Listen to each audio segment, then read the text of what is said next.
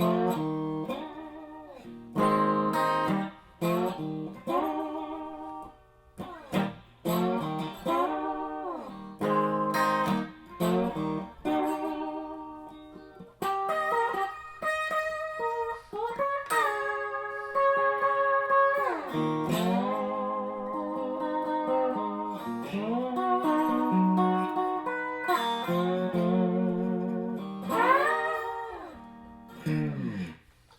there, welcome to the Woodshed. I'm your host, Clinto. Today we're going to talk about basic bottleneck blues slide guitar playing. Bottleneck blues is something that is deceptively easy. It seems like, all you do is put this thing on your finger, lay it lightly on the strings, and have the guitar tuned to a chord, open chord, and you're all good. But you'll probably find if you just pick up a slide without knowing what you're doing and you try to get fancy, it starts sounding pretty bad pretty quick. But if you know a few points of technique, it's actually not that hard. You can be well on your way to getting some good blues sounds. So the first thing is the slide itself. I prefer a glass one. Some are made of metal. I feel the tone is warmer with these. You can tell one end is a little wider. That's the end that points upwards, because it makes it easier to hit these lower in tone and higher physically strings without, it's kind of uncomfortable to crane your hand to bend it all the way back. So this makes it a little more comfortable to hit all the 6 strings. Now I prefer my pinky. Some blues players have chosen another finger. I kind of don't see why. The reason I like the pinky is because you can hit other riffs as well.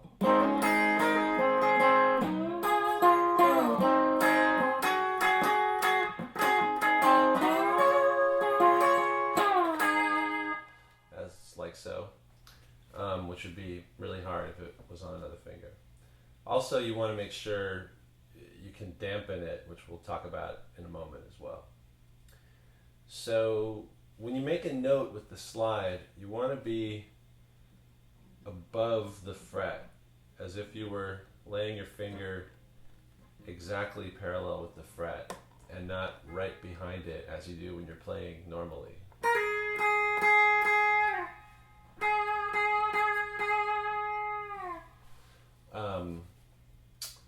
It's a little, you basically just, when you're playing, you have to just move your whole mind up a millimeter or so. It takes a little practice. Because you've already learned how to play guitar, aiming a little bit off of that. So also, as I said, oftentimes the guitar is tuned to an open chord. Mine at the moment is open E.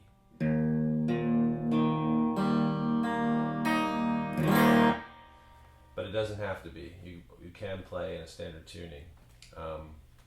But it's good for when you're learning, because you can do all this.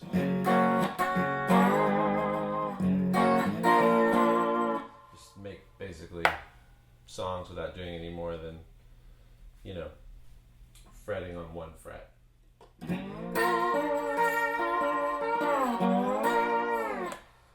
And then the other point to the basic slide technique is that you have a finger dampening, and this is what people oftentimes don't do. Dampening meaning you're sort of just laying it very lightly across all the strings as you slide, silencing it behind the slide, so all you hear is the notes that are in front of it.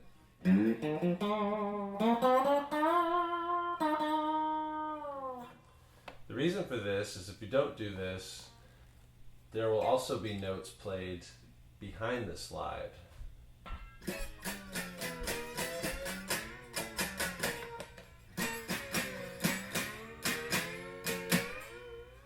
So can you hear that? It's basically like in reverse, like the notes get higher as you go down here and lower as you go down here.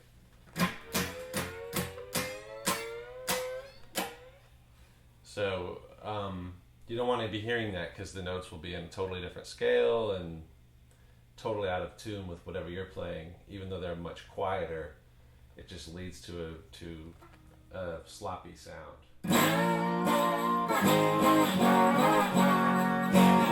There's also this sort of hissing, like a cymbal sounding, or like a garbage can lid or something. Once you add that dampening figure,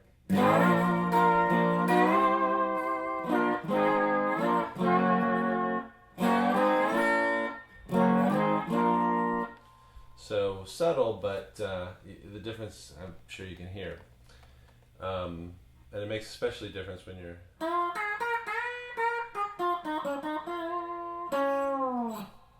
playing riffs and things. And dampening part 2, in addition to dampening behind your slide, you're going to dampen in front of it.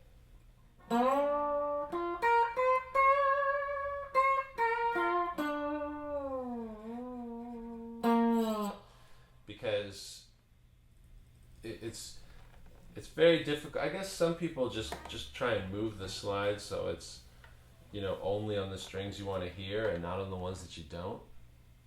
But that is crazy making to me. I say just leave the slide and dampen down here, either with your palm or with these fingers, those notes you do not want to hear.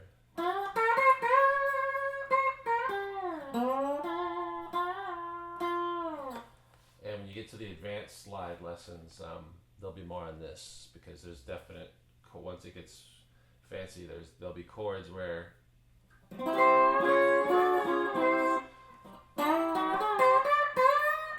you don't want to hear certain notes. So you lay one of these fingers, or if it's on the uppermost strings, you just sort of move your palm downwards to mute those strings.